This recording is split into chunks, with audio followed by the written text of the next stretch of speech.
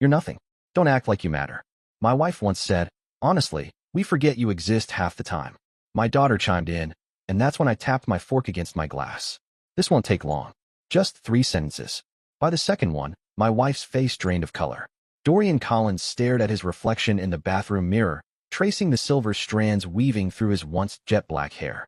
At 47, he'd kept his athletic frame through disciplined morning workouts that his family never noticed. 23 years of marriage, a grand Tudor home in Westlake, and 2 children who had become strangers. This was the life he had built brick by painstaking brick. Dorian splashed cold water on his face, his mind wandering back to the whispered phone call he'd overheard Valeria having the night before. His wife of over 2 decades had giggled like a schoolgirl, lowering her voice to a whisper every time footsteps neared. He wasn't supposed to be home, yet his flight from Phoenix had come in early, and he'd wanted to surprise her. Who disturbs the queen at this hour? He had joked, entering their bedroom. Valeria had nearly dropped her phone. Jesus, Dorian, you scared me half to death. I thought you weren't coming home until tomorrow. I thought I'd surprise you. He'd replied, noting how quickly she ended the call. Now, as he adjusted his tie a deep burgundy silk against a crisp white shirt, Dorian wondered when exactly he had become invisible to his own family. He had built Collins' defense systems from the ground up, securing government contracts that made them wealthier than they had ever imagined. Yet to Valeria and their daughter Nina, he was just the family ATM, the boring provider who barely existed in their glamorous lives. Their son Parker was different. At West Point, following in his father's footsteps despite Valeria's protests. At least someone in this family still saw him. Dorian descended the grand staircase, his hand brushing the polished oak banister. The house was quiet except for the clinking of dishes in the kitchen, where Rosa, their housekeeper, prepared breakfast. The walls were adorned with family photos, smiling faces that told a story of perfect happiness. Dorian knew better now. Good morning, Mr. Collins. Rosa greeted him warmly. Coffee's ready. Thank you, Rosa. Is Mrs. Collins awake yet? No, sir. She came in very late last night. Dorian nodded, adding cream to his coffee. And Nina? He asked. Miss Nina said she'll be down shortly. Dorian carried his coffee to his study, the one room in the house that was truly his. Behind his mahogany desk, he unlocked the bottom drawer and retrieved a small black notebook. Inside were dates, times, suspicious calls, late nights, a pattern emerging over the last 3 months. He wasn't a military intelligence veteran for nothing. Observation had always been his specialty. His phone buzzed with a text from his old army buddy, Thea Washington. Results are in. Call me. Dorian closed the notebook and gazed out the window at the manicured lawn. Whatever Thea had found, it would have to wait. Today was Valeria's birthday dinner, and he had promised to be there physically and mentally. 25 years together deserved at least that much. When Dorian entered the dining room that evening, Valeria was already 3 glasses deep into a bottle of Chateau Margaux. Her auburn hair was styled perfectly, and her black dress clung to the curves she maintained through a strict Pilates routine and the skilled hands of her plastic surgeon. There he is, she said, raising her glass. The man who remembers my birthday only because his secretary puts it on his calendar. Nina snickered beside her mother. At 21, she was Valeria's mini-me in both looks and attitude, beautiful, entitled, and growing increasingly cold toward her father. Dorian recalled the moment calmly as he took his seat at the head of the table. I even picked out your gift myself. Miracles do happen. Valeria slurred slightly, her words laced with alcohol. Though I doubt it'll be as nice as what Blake got me. Dorian paused, his fork midway to his mouth. Blake, Mom's interior designer? Nina interjected, exchanging a knowing glance with her mother. He has amazing taste. I wasn't aware we were redecorating again, Dorian said, carefully setting his fork down. There's a lot you're not aware of, Dad, Nina shot back with a smirk. Dorian studied his daughter, sensing something different in her expression, something beyond her usual disdain, closer to pity. She knew something. The realization hit him like a physical blow. How's the Carson project coming along? Valeria asked, clearly trying to change the subject. Will you be disappearing to Washington again next week? No, Dorian replied, his mind racing. I've decided to be more present for a while. Valeria's smile faltered. Oh, that's unexpected. I'm full of surprises, Dorian said, raising his water glass in a mock toast to new beginnings. Later that night, while Valeria slept off her wine, Dorian called Tobin from his study. Tell me, he said, getting straight to the point. It's Blake Hamilton, Tobin's gravelly voice confirmed. Interior designer by day, your wife's lover by night. Going on 7 months now, not 3. Dorian closed his eyes. There's more, Tobin continued. Your daughter knows. She's known from the start. She's been covering for her mother, running interference when you're around. Dorian felt his chest tighten. Financial connections, that's where it gets interesting, Tobin added. Valeria's been moving your money into separate accounts.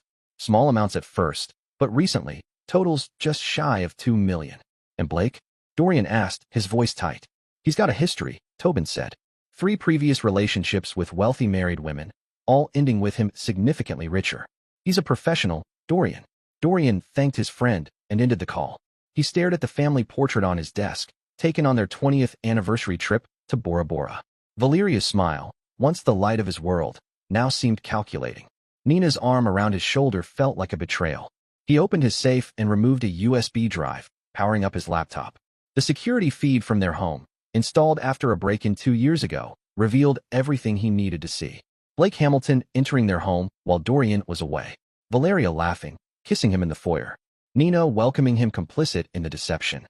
And then, Blake and Valeria in Dorian's study, opening his safe, photographing documents related to Colin's defense. Industrial espionage wrapped in a torrid affair. Dorian shut the laptop and leaned back in his chair.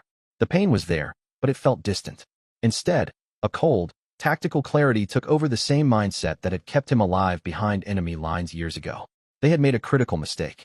They had underestimated him, mistaking his silence for weakness, his devotion for blindness. As he stared at the ceiling, Dorian Collins began to formulate a plan. The autumn charity gala at the Westlake Country Club was in full swing when Dorian arrived fashionably late and alone. Valeria had gone ahead, claiming she needed to help with last-minute arrangements as the committee chairwoman. Dorian knew the real reason. She wanted time with Blake, who had volunteered his services to design the event. Dorian adjusted the cuffs of his tuxedo and surveyed the room. His entrance caused a subtle shift in the atmosphere. Executives from competing defense firms nodded in his direction. Politicians working the room paused their conversations. Despite Valeria's dismissal of his importance, Dorian Collins commanded respect in the circles that mattered. "There's the man himself," called out Senator Phillips, approaching with a champagne flute. "I was just telling the secretary about your new drone defense system, revolutionary stuff." Dorian smiled politely, shaking hands and making small talk, all the while keeping his eyes on Valeria across the room. She was radiant in an emerald gown, laughing with Blake Hamilton, whose hand lingered just a little too intimately at the small of her back. "Dorian, you made it," Valeria said, feigning surprise and poorly masking her delight. "You know Blake, of course?" Blake extended his hand, his smile not quite reaching his eyes. "Mr. Collins, a pleasure as always." "Blake," Dorian replied, gripping the man's hand firmly. "Beautiful work with the decorations. You have quite the touch with my wife's projects." Blake's smile faltered for a moment. "Valeria has exquisite taste. Makes my job easy. She's always known exactly what she wants."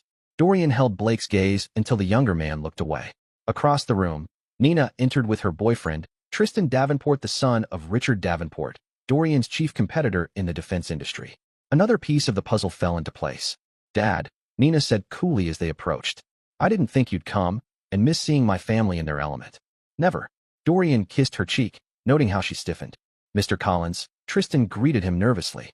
"Sir," Tristan added. "Tristan," Dorian replied. "How's your father? Still recovering from losing the Patterson contract?" Tristan's face tightened. He's well, sir. Give him my regards," Dorian said before turning back to Valeria. "Darling, would you dance with your husband for appearance's sake, if nothing else?" On the dance floor, Dorian held Valeria close, feeling the stiffness in her body as she reluctantly complied. "You're in rare form tonight," she muttered. "What's gotten into you?" "Clarity," he replied simply. "It's quite illuminating." Valeria missed a step. "What is that supposed to mean?" "It means I've been asleep for a long time," Dorian said in a low voice. "But I'm wide awake now." Later that evening, Dorian slipped away to a private meeting room where Tobin was waiting with a portfolio. Blake Hamilton born Brian Hensley, Tobin began, spreading photographs across the table. Changed his name after a fraud conviction in his 20s. Specializes in getting close to wealthy women, particularly those married to men with valuable intellectual property. Dorian studied the surveillance photos, recognizing Blake meeting with a man who was an agent of a Chinese technology firm. "He's selling my designs through Tristan Davenport," Tobin confirmed. "The kid's in debt, mostly gambling. Blake approached him 6 months ago. Tristan feeds the intel to his father, who passes it along for a hefty fee." Dorian's jaw tightened. "And my daughter doesn't know about the espionage," Tobin added. "As far as I can tell, she just thinks her mother's having a fling and she's helping keep you in the dark." She and Tristan had started dating shortly after Blake entered the picture, probably not a coincidence. Dorian nodded, his face expressionless. And the accounts? He asked. Valeria set up offshore accounts, but they're traceable, Tobin said. She's planning to leave soon. Tickets to Geneva next month for her and Blake one way. What about Parker? Has she contacted him? Dorian asked. No, Tobin replied. Your son seems completely in the dark. Dorian gathered the photos and documents, slipping them into his briefcase. Thank you, Tobin. I'll need one more favor. Name it. I need Parker home next weekend for a family emergency. Make it happen through official channels. Tobin raised an eyebrow. You're not planning anything stupid, are you? Dorian smiled thinly. On the contrary, I'm planning something very, very smart. Back at the gala, Dorian rejoined the party, playing the role of the devoted husband flawlessly. He laughed at the right moments, complimented Valeria publicly, and even raised a toast to her successful event, all the while cataloging faces who knew about the affair, who was complicit in the betrayal, and who simply looked at him with pity. As they drove home in silence, Valeria finally spoke. You're different tonight. Am I? Yes. Attentive. Present. She studied his profile in the darkness of the car. It's unsettling. Dorian chuckled. I've decided to take an interest in what matters to you. Valeria, isn't that what you've always wanted? She turned to look out the window. It's a little late for that, don't you think? It's never too late to wake up to what's happening right under your nose, he replied. The following week, Dorian methodically set his plan in motion. He met with his lawyer and updated his will. He transferred funds into secure accounts that only he could access. He contacted trusted colleagues at the Pentagon about security concerns. Each move was calculated, precise, and invisible to his wife and daughter. On Friday, he picked up Parker from the airport himself. Dad, what's going on? His son asked as they drove. My company said it was a family emergency, but you look fine. It is an emergency, just not a medical one, Dorian replied. I need you to trust me, son. Things at home are not what they seem. Parker studied his father's face. Is it Mom? Dorian nodded silently. I could tell something was wrong the last time I visited, Parker said. She barely talked about you, and Nina was acting weird. He paused. Is Mom seeing someone else? Dorian tightened his grip. It's not that simple. I'll explain everything later, but tonight, just trust me. Whatever happens, stick with me. I've got a plan. That evening, Dorian arranged for a special family dinner. Valeria, Nina, Parker, and himself. He had Rosa prepare Valeria's favorite meal and uncork a bottle of rare wine from their cellar. What's the occasion? Valeria asked suspiciously as they gathered at the table. Can a man have dinner with his family? Dorian replied pleasantly. Parker's home for the weekend. I thought we should celebrate. Nina kept checking her phone beneath the table, clearly uncomfortable with her brother's presence. Parker watched the dynamics unfold, saying little, observing everything. As Rosa served the main course, Dorian noticed Valeria texting discreetly. Probably Blake, wondering why she wasn't available tonight. Dorian said dryly. So, Parker, he continued. How's West Point treating you? It's challenging, but good, Parker replied. My tactical planning instructor says I have your instincts. Dorian smiled genuinely. High praise. Please, Nina muttered. Like we need another military robot in the family. Nina, Valeria warned, though her heart wasn't fully in it. What? Nina shot back. We all know Dad cares more about his precious defense contracts than his actual family. Dorian took a sip of wine, unperturbed. Is that what you think? It's what we all think, she said defiantly. You're never here. And when you are, you're locked in your study or taking calls. You're a nobody, Dorian. Don't pretend you matter. The table fell silent. Valeria looked uncomfortable, but didn't contradict her daughter. Honestly, we forget you exist half the time, Nina added cruelly. Dorian nodded slowly, as though processing a business proposal that required careful consideration. Then he clinked his fork against his glass, the crystal sound cutting through the tension. This won't take long. Just 3 sentences, he said calmly. I know about Blake Hamilton, the offshore accounts, and the industrial espionage. By the second sentence, Valeria's face had gone pale, her wine glass frozen halfway to her lips. By the third, Nina's phone slipped from her fingers, clattering onto her plate. Parker looked between them, understanding dawning on his face. Dorian folded his napkin precisely and placed it beside his plate. Parker, would you join me in my study? Valeria, Nina, I suggest you don't make any calls or leave the house. The FBI will be here in the morning, and they'll have questions about your involvement in selling classified military technology to foreign interests. The grandfather clock in the hallway struck midnight as Dorian poured 2 fingers of scotch for himself. Parker sat across from him in the study, the family photos on the walls seeming to watch them with new eyes. How long have you known? Parker asked, his voice steady despite the shock. Suspected for months, Dorian replied, swirling the amber liquid in his glass.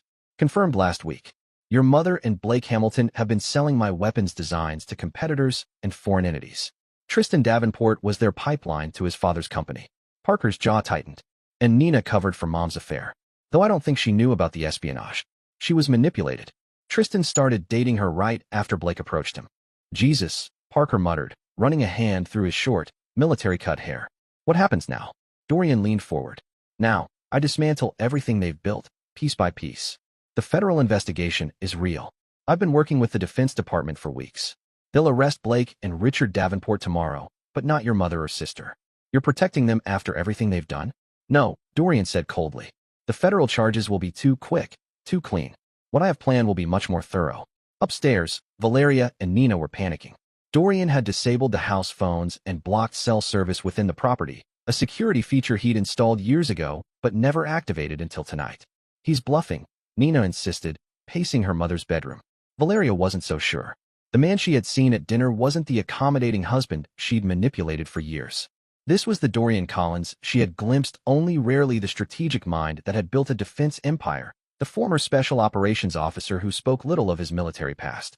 We need to get to Blake, she said, gathering essentials into a small bag. Warn him. How? Dad's locked down the house. The wine cellar connects to the storm tunnel that runs to the lake, Valeria explained. It was part of the original property, a Prohibition-era escape route. Dorian showed me years ago. They crept downstairs, careful to avoid the study where Dorian's voice could still be heard. In the kitchen, they found Rosa finishing up the evening's cleanup. Senora, Rosa said coolly, acknowledging Valeria's presence. She had been with the family for 15 years, and her loyalty to Dorian was unwavering. We're just getting some wine, Rosa, Valeria said, trying to sound casual. Of course, Senora, Rosa replied. Though Mr. Collins asked me to let him know if anyone entered the cellar tonight. Valeria froze. Did he now? And will you? Rosa met her gaze steadily. He has been good to me and my family, unlike others in this house. Nina stepped forward. How much to forget you saw us? Rosa's expression hardened. Some things cannot be bought, Miss Nina. This is one of them. Valeria grabbed her daughter's arm. It's fine. We'll find another way. But there was no other way. Every exit had been secured. Every method of communication blocked. As dawn approached, Valeria sat on her bed in defeat. The woman who had once schemed her escape with a lover was now trapped in a prison of her own design. At exactly 7 a.m., black SUVs pulled into the driveway. Dorian met the FBI agents at the door, Parker by his side. Mr. Collins, said Special Agent Diana Reeves. Everything as we discussed? Yes, Dorian confirmed. My wife and daughter are upstairs. They'll cooperate. The agents fanned out through the house. Valeria and Nina were brought down shortly after, stunned as the situation was explained. They were not being arrested yet, but would be required to surrender their passports and remain available for further questioning. Dorian, Valeria pleaded as he prepared to leave with Parker. You can't do this. 23 years of marriage must count for something. Dorian looked at her with cold detachment. It counted for nothing when you betrayed me. Valeria, why should it matter now? What about me? Nina cried, tears streaming down her face. I'm your daughter. Are you? Dorian asked quietly. Because daughters don't help destroy their fathers. You made your choice when you sided with your mother and her lover. As Dorian and Parker walked toward the car, Agent Reeves fell and stepped beside them. Blake Hamilton is in custody, she reported. So is Richard Davenport. The evidence was exactly where you said it would be. Tristan Davenport is cooperating. He's throwing everyone under the bus to save himself. Smart move having your son here last night. The kid's saying you masterminded the entire operation. Dorian gave a thin smile. Predictable.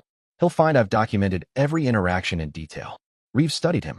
This isn't just about the espionage for you, is it? Everything I do serves multiple purposes, Agent Reeves. Dorian replied as he opened the car door. That's why I'm still alive. 3 weeks after the arrests, Dorian Collins vanished. His office reported he had taken a personal leave of absence. His lawyer informed Valeria that while household expenses would continue to be covered, all other funds were frozen pending the investigation's outcome. The media descended like vultures, feeding on the high-profile scandal of espionage in the defense sector. Valeria quickly became a pariah in the very social circles she once dominated. Friends, if they could be called that, abandoned her. The charity board requested her resignation. The country club politely suggested she might be more comfortable avoiding the premises during the investigation. Blake Hamilton, denied bail as a flight risk, sat in a federal detention center. His attorney sent increasingly desperate messages, pleading for Valeria's help. But the offshore accounts Dorian had mentioned were frozen. The money they'd counted on was unreachable. She realized it one night, Staring into her reflection, Dorian had planned everything. Every move, every consequence. He had wanted her isolated, and he had succeeded. Nina, caught up in her own fallout, was no longer a refuge. Tristan's cooperation with authorities had included turning over text messages that showed Nina had known about the affair in detail, making it impossible for her to feign ignorance. Her peers at university had distanced themselves. Her boyfriend was now working with the FBI, offering information about her family. And the man she had dismissed as a ghost in his own home had dismantled her social world with chilling precision. Parker had returned to West Point, leaving no room for ambiguity. "You and Nina made your bed," he told Valeria before departing. "Now you get to lie in it, but not with Blake." Only Rosa remained in the mansion with them, watching Valeria and Nina with quiet disapproval as they moved uneasily through rooms that now felt like a tomb. Every creak of the floorboards made them jump. Meanwhile, in a nondescript Virginia office building, Dorian sat across from Tobin Washington, reviewing a set of classified reports. Phase 1 is complete, Tobin confirmed. Valeria and Nina are isolated. Blake and the Davenports are looking at a minimum of 20 years. And the company's protected from the blowback. Dorian nodded, his expression calm. And the offshore accounts? Traced directly to Blake. His attorneys trying to claim Valeria was unaware of them. She knew, Dorian replied coldly. The signatures are hers. I have the originals. When do you plan to use them? When it'll do the most damage, Dorian said, standing to look out the window. What about Parker? Safe and focused, Tobin answered. His commanding officers shielding him from the media. Good. And my disappearance? Tobin smirked. Working like a charm. Rumors range from mental breakdown to defection to Russia. Dorian raised an eyebrow. Has Valeria hired anyone? Yeah. Private investigator. Frank Malone. Ex-cop. Divorced 3 times. Drinks too much. Takes cash for favorable reports. Perfect, Dorian murmured. Make sure he finds exactly what we want him to find. Across town, in a rundown bar, Frank Malone slid into a booth across from Valeria Collins. I've got something, he said, glancing around nervously. Your husband accessed a private account 2 days ago. Transferred $500,000 to an account in the Caymans. Valeria leaned forward. Can you trace it? Already did. Account belongs to a woman named Sophia Loren. French passport. Lives in Montreal. He slid a photo across the table. The woman in the picture was striking, dark-haired, elegant, at least 15 years younger than Valeria. In the photo, she and Dorian were entering a hotel, his hand resting lightly on the small of her back. They've been meeting for at least 2 years, Malone added. Europe, Canada. Every time he traveled. Valeria stared at the image, her hand trembling. So while he was setting me up, he was sleeping with her? Malone shrugged. Rich men. Different set of rules. What Valeria didn't know was that Sophia Loren didn't exist, not really. She was an alias, a fabrication by Tobin Washington, a deep-cover operative from Dorian's military past. The photographs had been staged, the digital trail meticulously crafted. Back at the mansion, Nina pounced on the new information. This is perfect. If Dad had an affair too, it takes the heat off you. Makes you look less guilty. It's not that simple, Valeria replied, pouring another glass of wine. The espionage charges are what matter. Blake was selling Dorian's designs. And I helped him. Unknowingly, Nina insisted. You didn't realize what the documents were. Valeria gave her daughter a long, tired look. We both know that's not true. I knew exactly what I was giving Blake, Valeria admitted. Nina went quiet, the full weight of her mother's confession hitting her for the first time. Why, Mom? We had everything. Because your father always made me feel invisible, Valeria said bitterly. He built an empire and expected me to be grateful for the scraps of his attention. Blake made me feel seen. And the money? The offshore accounts? Nina asked. Valeria looked away. Insurance. I wanted freedom on my own terms. The following day, Valeria reached out to Blake's lawyer, hoping they could align their defense strategy. The reply was swift and devastating. Blake had taken a plea deal. In return for a reduced sentence, he had agreed to testify fully about Valeria's involvement in the espionage. He's claiming the entire operation was your idea, the lawyer said hesitantly. That you approached him specifically to gain access to your husband's classified work. That's a lie. Valeria gasped. He pursued me. Maybe, the lawyer said, grimacing. But he has emails and voice recordings that tell a different story. When the lawyer left, Valeria collapsed in tears. The man who had once promised her a new life had now betrayed her to save himself. That night, as she lay sleepless in bed, her phone buzzed. A message from an unknown number. He knew from the beginning. Everything was part of his plan. SL. Sophia Loren. Dorian's mistress. Valeria sat up, heart pounding. She texted back. What plan? The reply came quickly. To destroy you completely. Blake was under surveillance from your first meeting. Dorian was building his case while you thought you were fooling him. Valeria felt the blood drain from her face. Why are you telling me this? She typed. Because he's doing the same to me now. Be careful. He's not finished with you yet. The texts, of course, had not come from Sophia, they were from Dorian himself. Another perfectly planted seed in his long game, sowing fear and paranoia. And he waited patiently for it to bloom. In Virginia, Dorian and Tobin were already reviewing the next phase. Blake's plea deal is locked in, Tobin confirmed. 10 years minimum. He's pinned everything on Valeria. As expected, Dorian said coolly. Loyalty was never one of his virtues. The Sophia texts are delivered. Valeria's unraveling. She'll be paranoid now, waiting for the next strike. Dorian didn't react.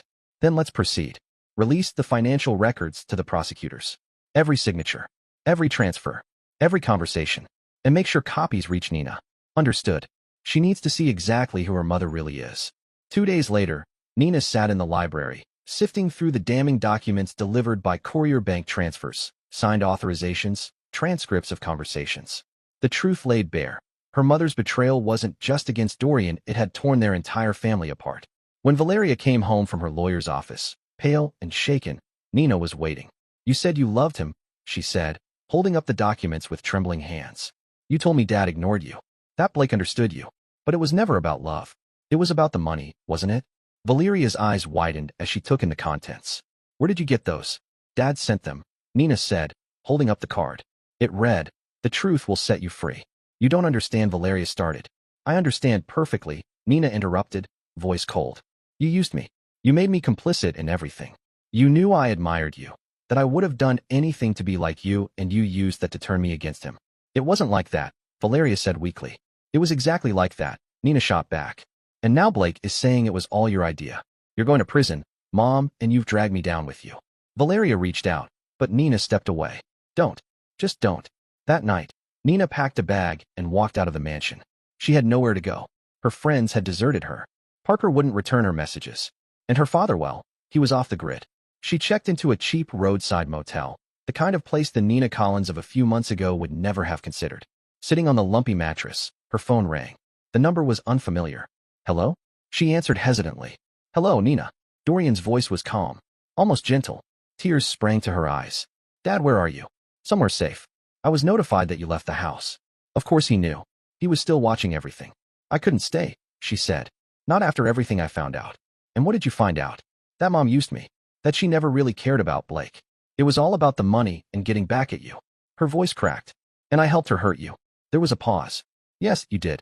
I'm sorry, she whispered. I was stupid and selfish and... Save your apologies, Dorian cut in. They mean nothing to me now. Nina winced at the coldness in his voice. What happens now? She asked, barely above a whisper. Your mother will be indicted for espionage. The evidence is overwhelming. As for you, he paused. That depends on the choices you make from this point on. Dad, please, I can't lose both of you. You should have thought of that before you chose sides, he replied. Then the line went dead. Nina sat in the silence, the full weight of her choices pressing down on her. 1 month after vanishing, Dorian Collins reemerged not at home, but at the headquarters of Collins Defense Systems. He walked into the executive boardroom where the directors were gathered in crisis, dressed impeccably and looking tanned, composed, and fully in control. Gentlemen, he said casually, I believe you were discussing my company. The board sat in stunned silence. Chairman Wilson was the first to recover. Dorian, where have you been? There's been chaos. I'm aware, Dorian interrupted, already sliding into the seat at the head of the table. I've been monitoring everything closely. He continued without missing a beat. The federal investigation has cleared Collins' defense of any corporate misconduct. My wife's actions and those of Blake Hamilton were their own, he added. Our security protocols worked exactly as intended, which is why the breach was detected and contained. The tension in the room eased visibly. Dorian had always been the visionary, the force that propelled the company. Without him, they'd been adrift. But this situation, he went on, revealed internal weaknesses, especially in those who were quick to distance themselves from me when the heat was on. A few board members shifted uneasily. Dorian opened a folder and distributed documents. This is a restructuring plan. Effective immediately. Those who showed loyalty will be rewarded. Those who didn't. He gave a thin, knowing smile. Well, the severance packages are generous. By day's end, 3 board members were ousted. Dorian had reasserted his authority and tightened his grip on the company. News of his return caused the company's plummeting stock to rebound almost overnight. Back at the mansion, Valeria received a hand-delivered envelope from Dorian's attorney. Inside, divorce papers and a proposed settlement. She could keep the house, but little else. Her access to the family's wealth would be completely severed. "This is insulting," she told her lawyer. "Mrs. Collins, given the circumstances and the criminal charges you're facing, this is actually quite generous," replied Phillips, a nervous man who kept adjusting his glasses. "Mr. Collins has indicated that he's willing to testify on your behalf if you accept these terms." "Testify about what?" "That you were manipulated by Blake Hamilton. That you didn't fully understand the implications of the documents you gave him." Valeria let out a bitter laugh. "He wants me to play the fool, to pretend I was some naive, clueless woman who didn't know what she was doing. It would significantly reduce your sentence," Phillips said carefully. "Otherwise, you're looking at 15 to 20 years. Valeria stared down at the documents in her lap, realizing the elegant trap Dorian had designed. If she accepted his offer, she would live in diminished comfort, but with her freedom. If she rejected it, she risked spending the rest of her life behind bars. "He always was a brilliant strategist," she murmured. Across town, Nina sat in a small apartment she had managed to rent with the last of her accessible funds. Her phone rang. "Parker. I heard Dad's back," he said without any preamble. "He is," Nina replied. "At the company. Not at home. Have you talked to him?" "Briefly. He's different. Colder." "I'm not surprised," Parker said. "You tried to apologize?" "I did. He wasn't interested." Parker sighed. "What did you expect? You betrayed him in the worst way." "I didn't know about the espionage, Parker. I swear." "Maybe not. But you knew Mom was cheating, and you helped her cover it up. You chose her." Nina shut her eyes, the truth hitting like a punch to the chest. "And now he's choosing too," she whispered. "He's cutting us off." "It's not about choosing sides anymore," Parker said. "It's about consequences. Dad always told us every choice comes with a price." When the call ended, Nina sat quietly, staring at her reflection in the window. The pampered princess was gone, replaced by someone forced to face reality. Her trust fund was frozen pending the investigation. Her credit cards were maxed out. The university had placed her on leave. Her phone buzzed. A text from an unknown number. But she recognized the style instantly. "Silver Spoon Diner. 7 p.m. Come alone. D." The Silver Spoon was a far cry from the upscale places Nina once frequented. She arrived at exactly 7 o'clock, scanning the booths until she saw him. Dorian Collins sat in the corner, sipping a coffee. "Sit," he said, not looking up. Nina slid into the booth, acutely aware of her wrinkled clothes and unwashed hair. "Thanks for meeting me." Dorian studied her. "You look terrible." "Appreciate it," she said with a flicker of her old sarcasm. "It's my new look, disgraced daughter chic." A faint smile ghosted across his face, but it vanished as quickly as it came. "Why did you want to meet?" she asked. "I didn't. You texted me." Nina pulled out her phone and handed it over. "You sure about that?" Dorian examined the screen, his eyes narrowing. "That's not for me." A chill ran through Nina. "Then who?" "Your mother," Dorian said, suddenly standing. "We need to leave. Now." But it was already too late. The diner door swung open and in walked Valeria, with a man close behind her. Nina didn't recognize the man with Valeria, but Dorian's posture shifted instantly, alert, coiled, dangerous. "Hello, Dorian," Valeria said with a brittle smile. "A family reunion." "Valeria," Dorian acknowledged coolly. "And you must be Frank Malone. Former detective, current private investigator, future inmate once your tampering with federal evidence comes to light." Malone's expression hardened. "You think you know everything, don't you, Collins?" "Not everything," Dorian replied evenly. "Just enough." He glanced at Nina. "Your mother used your phone to lure me here." "Clever, actually." "Mom." Nina turned to Valeria, in confusion. "What is this?" "Your father's been playing all of us," Valeria snapped. "Pulling strings from the shadows, setting us up. But now it's my turn." Dorian sighed, almost looking bored. "And what exactly do you plan to accomplish with this little ambush?" "Justice," Valeria said sharply. "Mr. Malone has uncovered evidence of your affair with Sophia Lurin. Proof that you planned to leave me long before Blake. This entire espionage setup was your excuse to divorce me without paying what I deserve." Dorian's lips curled into a cold smile. "Sophia Lurin doesn't exist, Valeria. She's a fabrication. A test to see how you'd respond.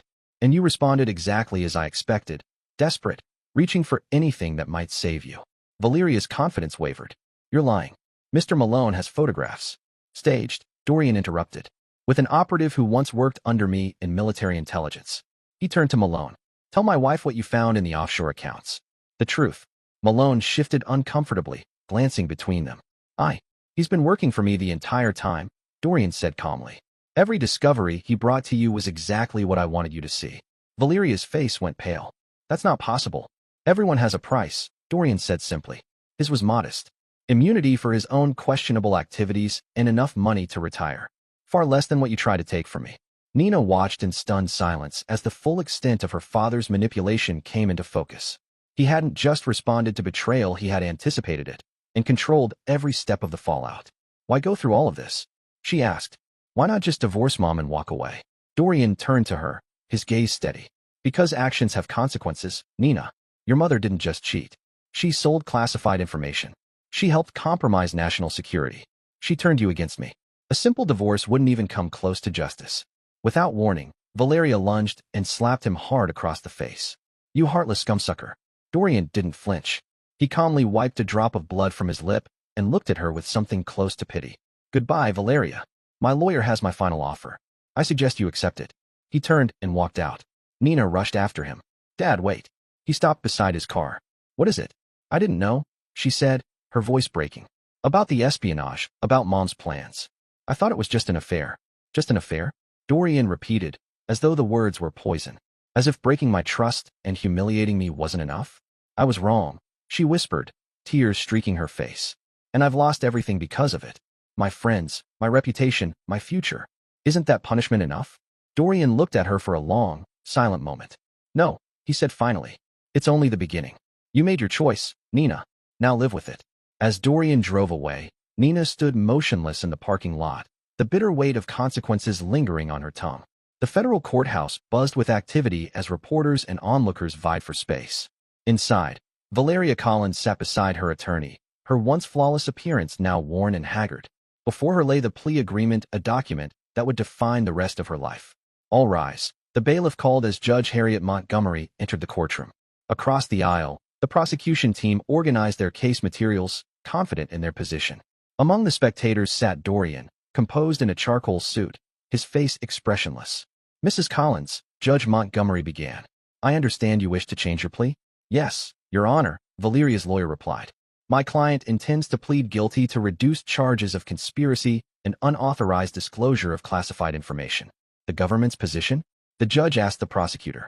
We accept the plea, Your Honor, the prosecutor replied. Given Mrs. Collins's cooperation and Mr. Collins's statement attesting to her limited understanding of the documents she provided Mr. Hamilton. Judge Montgomery glanced over her glasses at Valeria. Mrs. Collins, do you understand that by entering this plea, you are admitting guilt to these charges? I do, Your Honor, Valeria said, her voice barely above a whisper. And you are doing so freely and voluntarily, without coercion? Valeria's eyes briefly flicked to Dorian before returning to the judge. Yes, Your Honor. The proceedings continued, legal jargon washing over her like a toxic tide. The final terms, 3 years in a minimum security facility, forfeiture of assets tied to the crimes, and acceptance of Dorian's proposed divorce settlement. When the hearing ended, Valeria was allowed a few minutes with her family before being taken into custody. Nina hugged her mother tightly, tears streaming down her face. I'll come visit every weekend, she promised. Take care of yourself, Valeria whispered back. And be smarter than I was. As Valeria approached Dorian, he remained standing, stiff and distant. So this is your victory, she said softly. You've reduced me to nothing. You did that yourself, Dorian replied. I only ensured there were consequences. Will you ever forgive me? She asked, a final glimmer of their shared past in her voice. Dorian looked at her for a long moment. No, he said simply. Some betrayals can't be undone. Valeria was then led away. Parker joined his father and sister. The three Collins stood in silence until Dorian finally spoke. Parker, your leave ends tomorrow. Yes, sir. Back to West Point in the morning. Dorian nodded. Good. Stay focused. This situation won't affect your future. I've spoken with your commandant. Parker straightened. Thank you, sir. Dorian turned to Nina, who looked at him with hopeful eyes. Dad, I have a meeting, he said, cutting her off. Parker, I'll call you next week.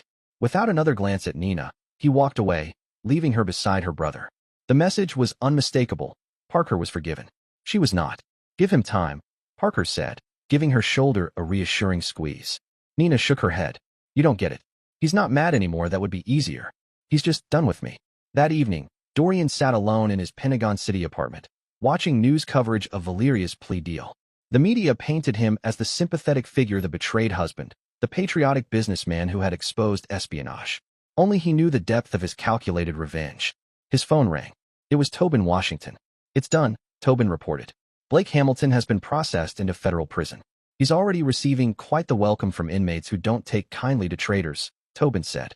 And Tristan Davenport cut a deal he'll do 5 years. His father got 15.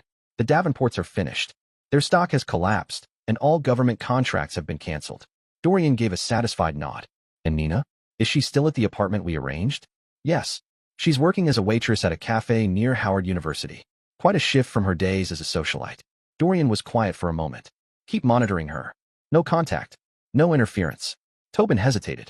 You're being harder on her than on Parker. Parker never betrayed me, Dorian replied coldly.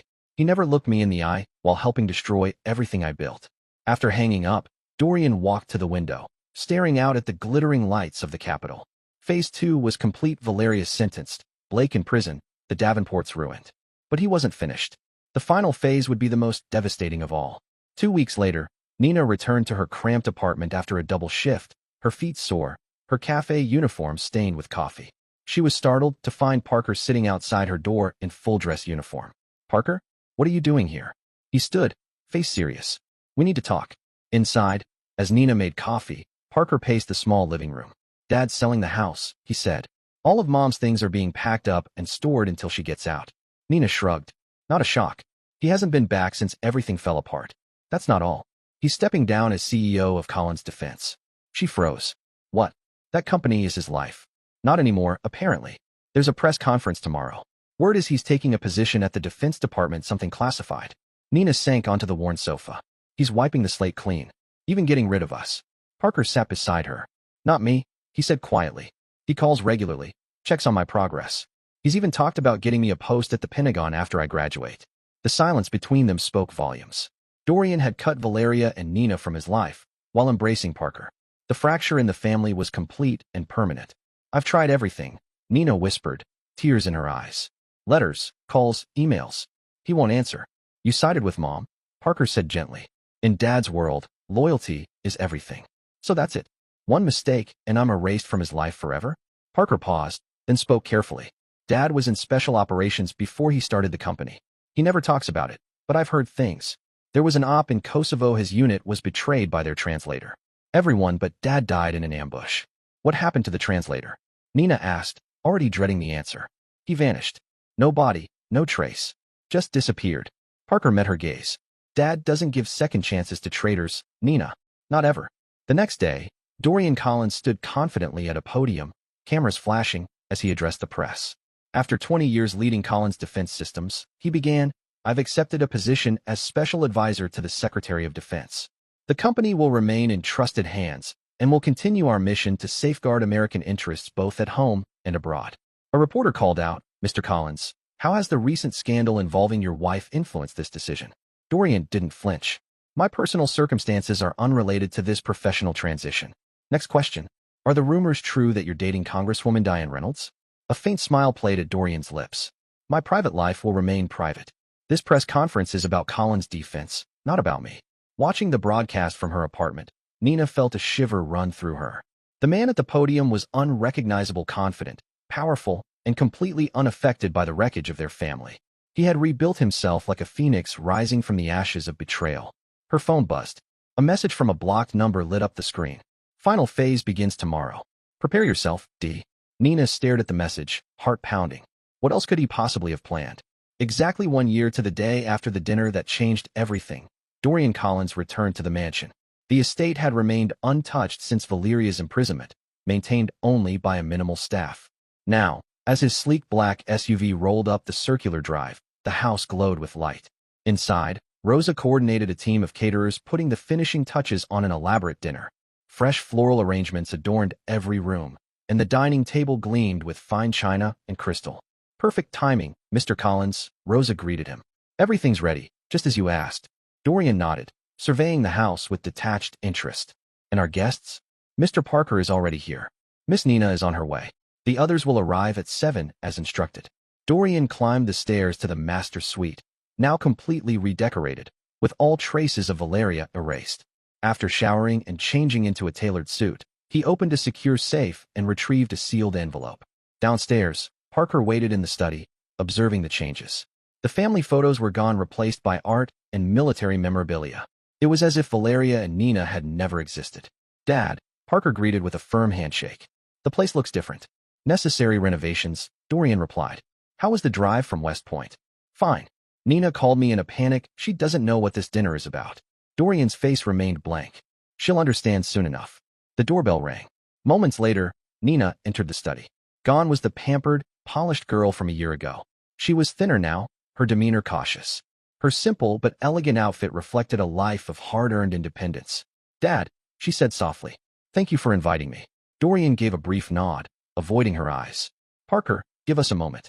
When they were alone, Dorian gestured for her to sit. You've been working at the cafe for a year now. I have, she confirmed. And I've been taking night classes business administration. I know, Dorian replied. I've had you watched. Nina didn't react.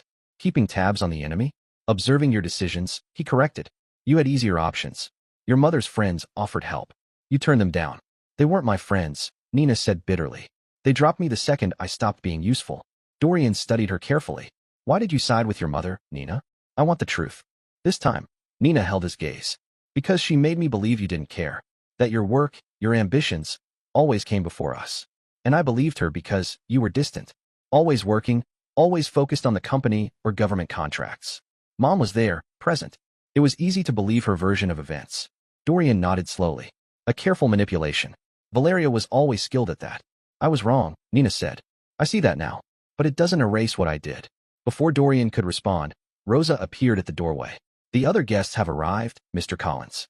In the formal living room, Nina was stunned to see a gathering of Washington's elite high-ranking military officers, Defense Department officials, members of Congress, and, most notably, Congresswoman Diane Reynolds, the poised silver-haired former prosecutor recently rumored to be romantically linked to Dorian.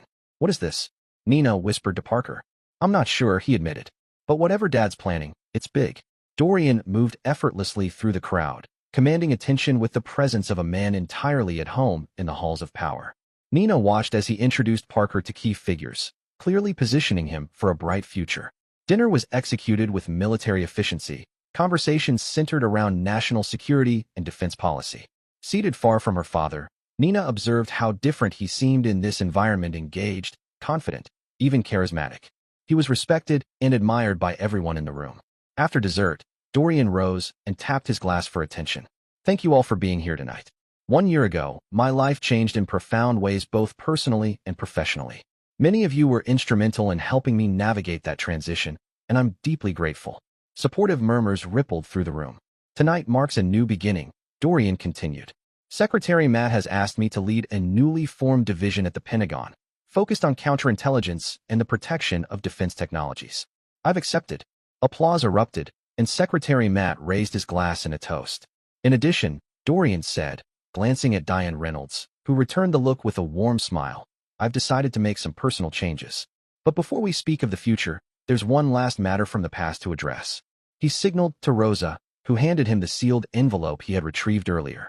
This envelope contains evidence that some of you have long sought concerning the espionage case involving my former wife. I believe the time has come for full transparency. Nina stiffened in her seat, bracing herself for whatever was coming. Dorian opened the envelope and removed several photographs. These images confirm what we had suspected but could not prove until now: the involvement of foreign intelligence operatives in the theft of classified defense technologies. My ex-wife was not merely aiding her lover for personal gain, she was knowingly collaborating with agents of a hostile foreign power. Gasps and shocked murmurs swept through the room as he passed the photographs to Secretary Matt. Nina caught glimpses of Valeria in covert meetings, exchanging documents with unidentified men in secluded locations. This is why I've accepted the new position, Dorian said firmly. This betrayal was personal, and I'm committed to ensuring it never happens again to me, or to anyone else. The conversation that followed was heavy with implications: technical, legal, political. As officials debated next steps, Nina remained motionless, stunned by the final confirmation of her mother's betrayal. Valeria hadn't just been unfaithful or greedy, she had committed treason. Later, as the guests departed and the house grew quiet, Nina stood with Dorian on the terrace. The night air was crisp, and soft lighting bathed the garden below in a gentle glow. Were those photographs real? She asked in a low voice. Dorian nodded. I've had them for over a year. Why reveal them now? Because Valeria is petitioning for early release on medical grounds, he answered. These ensure that won't happen. Nina absorbed this. You're making sure she serves every day of her sentence? Actions have consequences, Dorian said simply. She made her choices knowing the risks. And me? Nina asked, her voice barely above a whisper. Have I served my sentence? Dorian turned to look at her fully for the first time that evening. He studied her for a moment before responding. That depends on what you've learned. I've learned that nothing is more important than loyalty, she said. That actions have lasting consequences. That I can't expect forgiveness just because I'm sorry. Good lessons, Dorian acknowledged. Expensive ones. What happens now? Nina asked. Dorian considered her carefully. Now you continue on your path. Finish your education. Build your own life. Without you in it, Nina concluded. I didn't say that, Dorian replied. But our relationship will never be what it was. Too much has happened. He handed her a business card with a phone number written on the back. This is my private line. Use it if you need me. Not before. It wasn't forgiveness, not quite, but it was something. A door left slightly ajar, rather than permanently closed. As Nina drove back to her apartment that night, she realized her father's revenge had never been about destroying those who betrayed him. It had been about rebuilding himself, stronger and more powerful than before. While they were left to witness his resurrection from the ashes they had created. 2 years after the fateful dinner, Dorian Collins had fully reinvented himself. Now serving as the Assistant Secretary of Defense for Technology Security, he commanded respect in Washington's corridors of power. His relationship with Diane Reynolds had evolved into a partnership of equals, two powerful individuals who understood each other's ambitions and supported them fully. Parker had graduated from West Point with honors and now served as a lieutenant in Army intelligence, his career path clearly influenced by his father's connections and guidance. Nina had completed her business degree and secured a position with a technology startup, living modestly but independently. Valeria remained in federal prison, her appeal for early release denied after the revelation of her connections to foreign agents. Blake Hamilton had become a model prisoner, writing a memoir about his unwitting involvement in espionage, though it had been universally rejected by publishers. On a crisp autumn morning, Dorian sat in his Pentagon office, reviewing classified reports on technology theft attempts by foreign operatives. His secure phone line rang. Collins, he answered briskly. Sir, there's been an incident at FCI Danbury, the FBI liaison reported, involving Valeria Collins. Dorian's expression didn't change. What kind of incident? She attempted suicide, sir. She's in stable condition, but the prison psychologist is concerned. She's requesting to see you. Denied, Dorian replied without hesitation. Forward any relevant security information to my office. But I have no interest in personal contact. Understood, sir. There's one more thing. Before the attempt, she mailed letters to several people, including you and your daughter. They were intercepted during security screening. The contents are mostly personal, but there were references to someone named the handler, possibly her foreign contact. We're investigating. Dorian's interest sharpened. Send me copies immediately. Within the hour, Dorian was reviewing scans of Valeria's letter. Her handwriting, once elegant, had become erratic. The contents were rambling, shifting between apologies and accusations. But certain passages stood out. The handler promised we would be protected. He lied to us all. Blake doesn't know the real reason behind everything. I did it for us, Dorian. For our future. Dorian read the letter multiple times, his tactical mind processing the implications. Valeria seemed to be suggesting a deeper conspiracy, one that went beyond the affair and espionage, something Dorian himself had been investigating before her betrayal. As he continued to consider this, his assistant announced an unexpected visitor, Nina. She entered his office hesitantly, dressed professionally in a simple suit, her hair neatly pulled back. Thank you for seeing me, Dad, she said. Dorian nodded, signaling for her to sit. What brings you to the Pentagon? Mom tried to kill herself, Nina said bluntly. I thought you should know. I was informed, Dorian replied, his voice cold. FBI protocol. Nina studied her father's impassive face. Don't you care at all? My personal feelings are irrelevant, he answered. It's a security matter now. Because of the handler? Nina asked. Dorian's eyes narrowed. How do you know that term? Mom mentioned him in her letters to me over the past year. I thought it was prison paranoia, until the FBI contacted me this morning. She placed several envelopes on his desk. These are all her letters. I think you should read them. Dorian examined the stack of letters. You kept correspondence with her? She's still my mother, Nina replied simply. Despite everything, Dorian began reading the letters while Nina remained silent. As he read, a pattern began to emerge. Valeria had been dropping hints about a larger conspiracy involving something called Project Lazarus, a project Dorian had apparently been investigating before her betrayal. Did you know? Dorian asked, looking up. What these references meant. Nina shook her head. I thought she was delusional, but after her suicide attempt, I started wondering if there was more to the story. Dorian leaned back, his mind racing. 3 years earlier, he had indeed been investigating irregularities surrounding a classified defense project experimental technology that was supposedly abandoned but might have continued under deep cover. His investigation had mysteriously stalled just around the time Valeria's affair had begun. "Why are you bringing this to me now?" he asked. "Because whatever the handler is, Mom is terrified of him," Nina said. "She believes he's going to silence her in prison. And if that's true, she betrayed you for reasons more complicated than we thought." Dorian's expression hardened. "She betrayed me. The reason is irrelevant. What if she was threatened? What if they used her to get to you because you were investigating something they wanted hidden? That doesn't excuse her choices." Dorian's voice turned cold. "Or yours." Nina met his gaze steadily. "No, it doesn't. But it might explain them." She stood to leave. "I'm going to visit Mom tomorrow. If you want to know what else she knows, this might be your last chance." After Nina left, Dorian called Tobin, now the chief security advisor at the Pentagon. "I need you to reopen the Lazarus file," he said without preamble. "And I need enhanced security for Valeria at Danbury." Discreetly. "Lazarus?" Tobin sounded surprised. "That's ancient history. What's happened is possibly nothing. Possibly everything. Just do it." The next morning, Dorian surprised Nina by meeting her outside FCI Danbury. "I'll give her 15 minutes, he said. "No more." Valeria Collins barely resembled the elegant socialite who had once dominated Washington's charity scene. Prison had aged her, and the suicide attempt had left her physically weakened. When Dorian entered her hospital room, her eyes widened in disbelief. "Dorian," she rasped, her voice hoarse. He didn't soften. "You came." "Not for you," he clarified. "For information." Valeria nodded weakly. "The handler." "You found my messages," she said, her voice cracking. "Who is he?" Dorian demanded.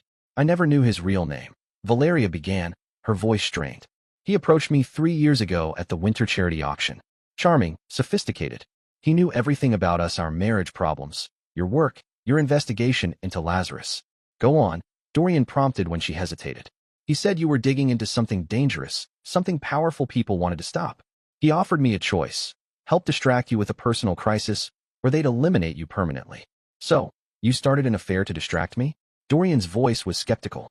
"It wasn't supposed to be real," Valeria insisted. "Blake was recruited, too. He didn't know the full story, just that he needed to get close to me. But then," she trailed off, her voice faltering. "You fell for him," Dorian finished, his tone flat, "and decided to steal from me as well." Valeria closed her eyes, a long pause filling the room. "Yes." The handler kept demanding more documents, access codes. When I resisted, he threatened Nina. Dorian glanced at his daughter, who stood silently by the door, her face pale. "Why didn't you come to me?" he asked. Valeria's voice was bitter. "Would you have believed me? We were already distant, and they had evidence of the initial meetings that made me look guilty." "Convenient story," Dorian remarked. "What's your proof?" Valeria gestured weakly to the bedside table. "Third drawer. Inside my Bible."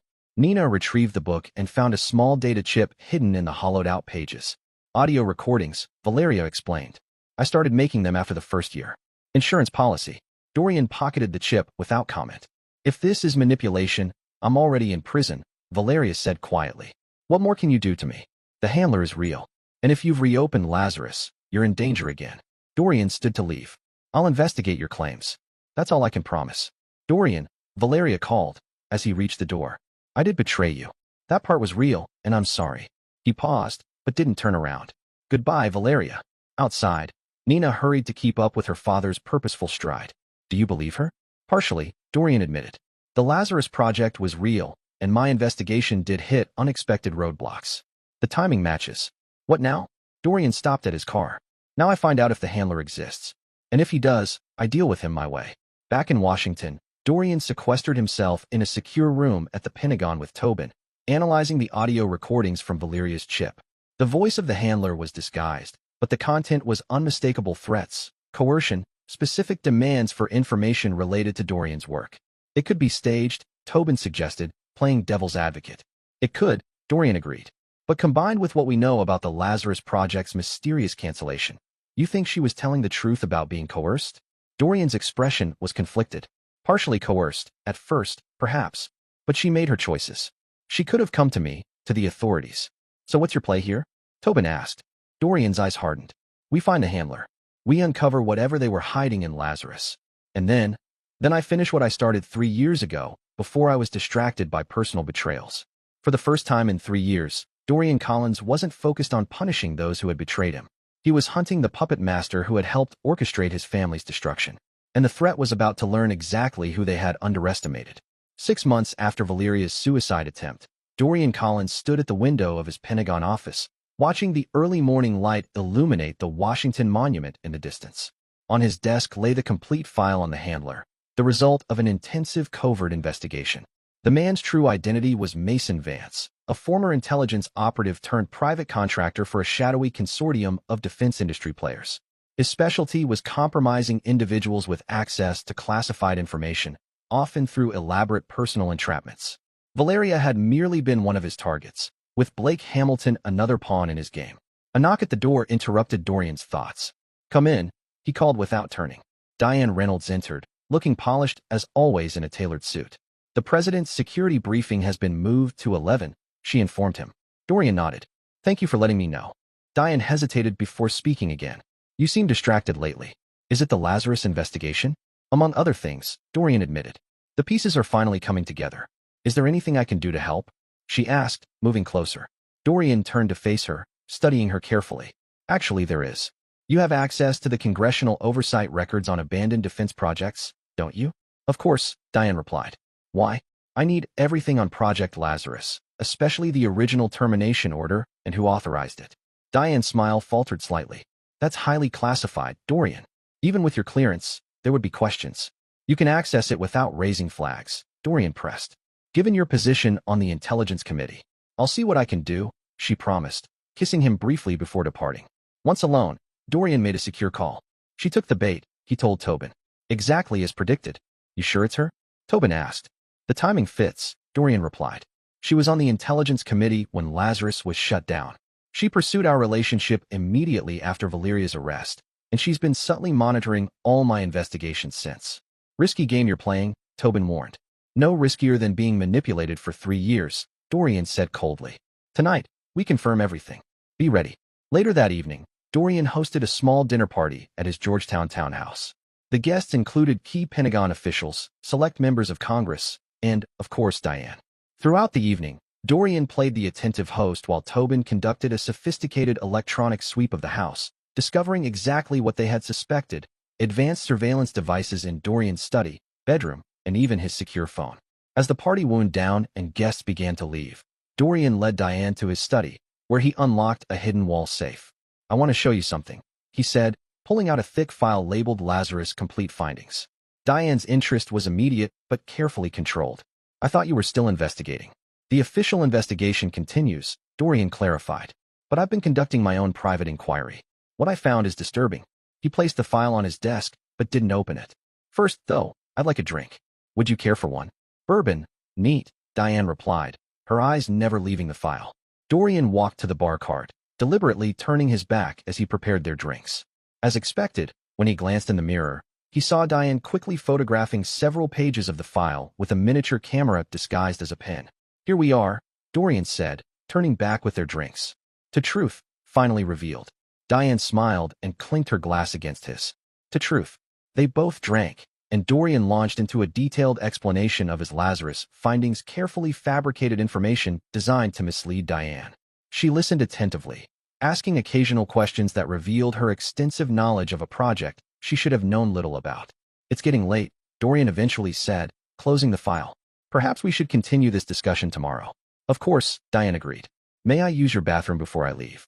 While she was gone, Dorian sent a prearranged text to Tobin. "Eagle has landed." When Diane returned, her demeanor remained unchanged, but Dorian knew she had transmitted the photographs and documents to her handler. The trap was set. "I'll call you tomorrow," she said, kissing him goodnight. After she left, Dorian waited precisely 30 minutes before making his move. The tracking device Tobin had planted on Diane's car showed she hadn't gone home, but had instead driven to an office building in Alexandria, one owned by a shell company linked to Mason Vance. Against Tobin's advice, Dorian drove there alone, parking 2 blocks away and approaching on foot. Years of special operations training returned instinctively as he bypassed security and entered the building undetected. On the 3rd floor, voices echoed from a conference room. Dorian moved silently closer, his phone recording everything, feeding him false information for months. Diane was saying, "He suspects nothing." "These new Lazarus findings change everything," replied a male voice, undoubtedly Mason Vance. If Collins has connected our operation to the Chinese military contracts. He hasn't confirmed anything, Diane insisted. This is all theoretical. We can't take chances, Vance declared. The original plan stands. Collins has to be eliminated before his report reaches the secretary. That won't be necessary, Dorian said calmly, stepping into the doorway. The secretary already has my full report, including this conversation. Vance and Diane froze, along with 2 other men in the room. Dorian held up his phone, live streaming to the Pentagon security office. Your building is currently being surrounded by federal agents. Vance recovered first, reaching for a weapon, but Dorian moved with the lethal efficiency of his special forces days, disarming him with a precise strike that left Vance gasping on the floor. Diane stared at Dorian, her composure finally shattered. Dorian, please, I can explain. Save it for your interrogation. Dorian cut her off. 3 years of manipulation, using Valeria and Blake to distract me from discovering your weapons technology sales to hostile nations, orchestrating the destruction of my family to protect your operation. It was just business, Vance wheezed from the floor. Nothing personal. Dorian looked down at him with cold contempt. You made it personal when you targeted my family. That was your mistake. Within minutes, federal agents stormed the building, arresting Vance, Diane, and their associates. As they were led away, Diane made one last plea. Dorian, we had something real, she insisted. It wasn't all a lie. Dorian regarded her impassively. Everything with you was a lie. The difference is I knew it from the beginning. In the aftermath, the full scope of the conspiracy was revealed. Mason Vance had been running an elaborate operation, selling classified weapons technology to foreign powers and using Diane's position on the Intelligence Committee to protect their activities.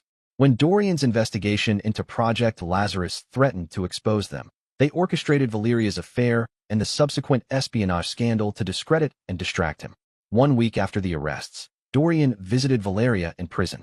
She looked slightly better than during her hospital stay, but was still a shadow of her former self.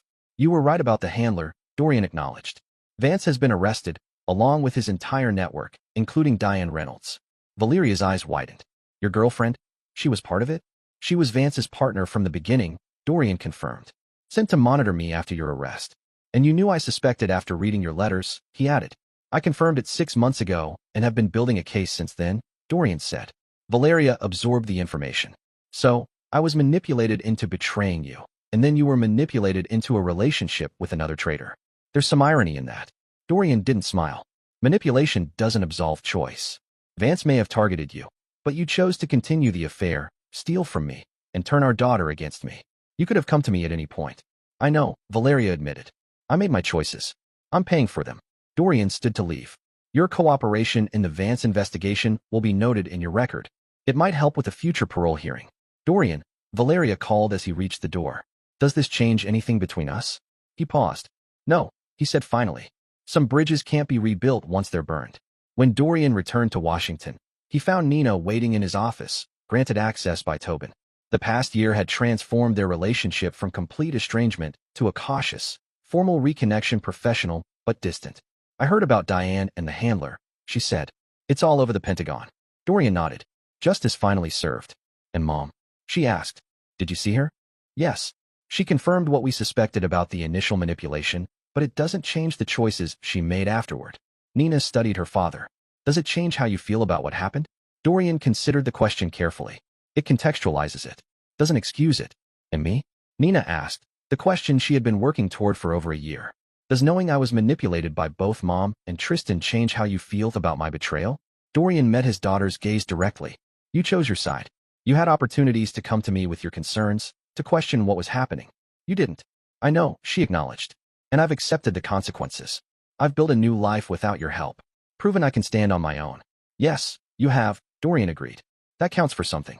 A pregnant silence filled the room before Nina spoke again. Parker is being deployed next month. He suggested a family dinner before he leaves. Just the 3 of us. Dorian's expression remained blank. When? Saturday at my apartment. Nothing fancy. Dorian nodded once. I'll be there. It wasn't forgiveness.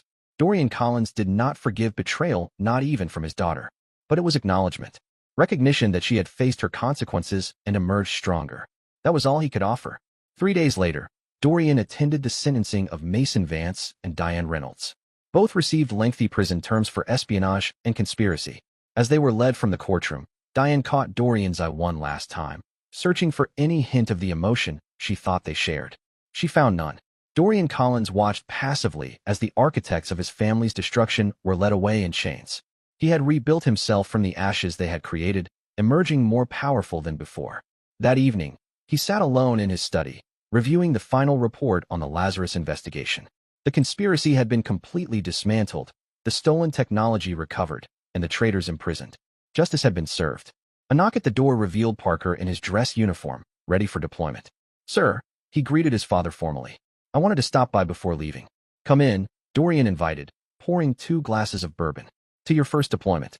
They drank in comfortable silence before Parker spoke again. "I saw the Van Cest sentencing on the news. Quite the takedown." "Justice delayed," Dorian replied, but not denied. "And Nina's dinner this weekend? Will you really come?" Dorian nodded. "I said I would." Parker studied his father. "She's worked hard to rebuild herself. Not unlike you." "Perhaps," Dorian acknowledged. "But trust, once broken, is not easily restored." "No," Parker agreed. "But family is still family, even with its scars." As Parker left for his deployment, Dorian stood on the steps of his Georgetown townhouse, watching his son drive away. The son who had never betrayed him. The son who still believed in family, despite its fractures. Dorian Collins had lost a wife, nearly lost a daughter, and exposed traitors at the highest levels of government. He had been betrayed, manipulated, and targeted. And through it all, he had remained true to his core principle: loyalty above all, and consequences for those who violated it. He would attend Nina's dinner. He would maintain the professional distance he had established. But he would never again trust as completely as he once had. The man who had clinked his fork against his glass that fateful night and uttered 3 sentences that changed everything had transformed completely. Dorian Collins had not merely survived betrayal. He had transcended it, forging himself into something harder, colder, and ultimately more powerful, not through forgiveness, but through the absolute and unflinching delivery of consequences to those who had wronged him. Some men might have chosen forgiveness. Dorian Collins had chosen justice instead, cold, precise, and complete. Dear listeners, please share your thoughts in the comment section below and don't forget to like, share, and subscribe.